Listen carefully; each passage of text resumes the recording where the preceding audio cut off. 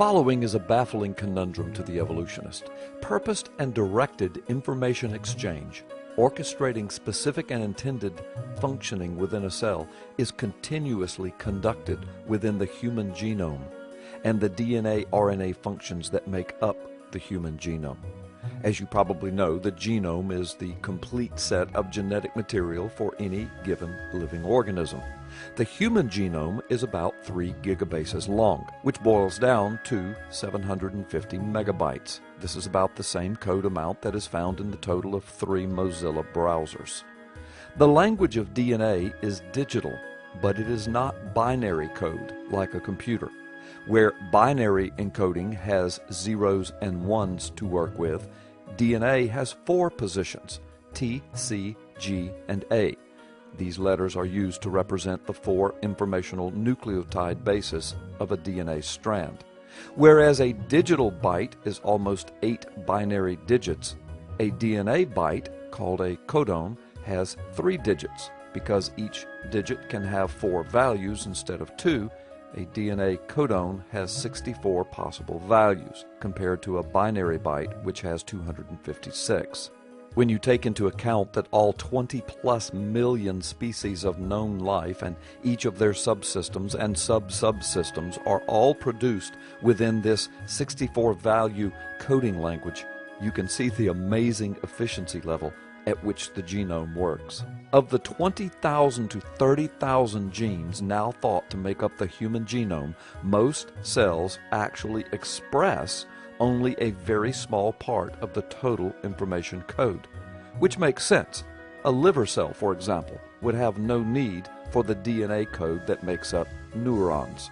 But since almost all the cells carry around a full copy of the genome, a system is needed to define out information that is not needed. And that is just how DNA works.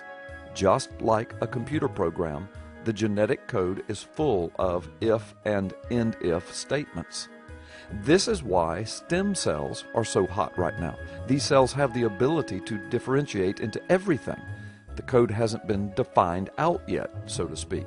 Stated more precisely, stem cells do not have everything turned on. Over the lifetime of the stem cell, during which time it may clone or fork many times, it specializes itself. Each specialization can be regarded as choosing a branch in a tree, in which it will ultimately and finally operate and specialize. Each stem cell can make or be induced to make decisions about its future. Each decision makes it more specialized. DNA is not simply a computer programming language, but as you have already seen, there are some startling analogies between DNA and computer code. We can view each cell as a CPU, or a central processing unit, running its own kernel.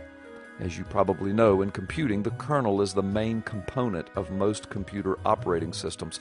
It's a bridge between applications and the actual data processing done at the hardware level. So each cell has a copy of the entire kernel. But amazingly, each cell chooses to activate only the relevant parts, which modules or which driver it loads, so to speak. If a cell needs to do something or call a function, it calls up the right piece of the genome and transcribes it into RNA. The RNA is then translated into a sequence of amino acids, which together make up a protein for which the DNA coded. Now for the truly amazing part of the equation. This called up and coded protein is then tagged with a shipping address. This address is a marker consisting of several amino acids which tells the rest of the cell where this particular protein needs to be deployed.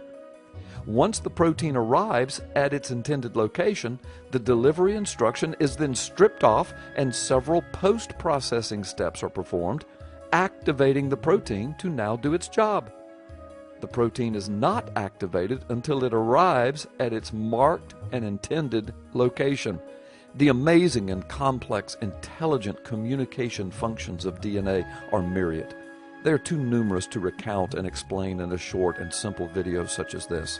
But the fact remains, purposed and directed information exchange is continuously conducted within the human genome and the DNA-RNA functions that make it up. Purposed and directed information exchange. You decide. Random, traumatically mutated, non-purposed, accidental evolution, or intelligent design? Any truly intelligent person knows the intelligent answer to that question.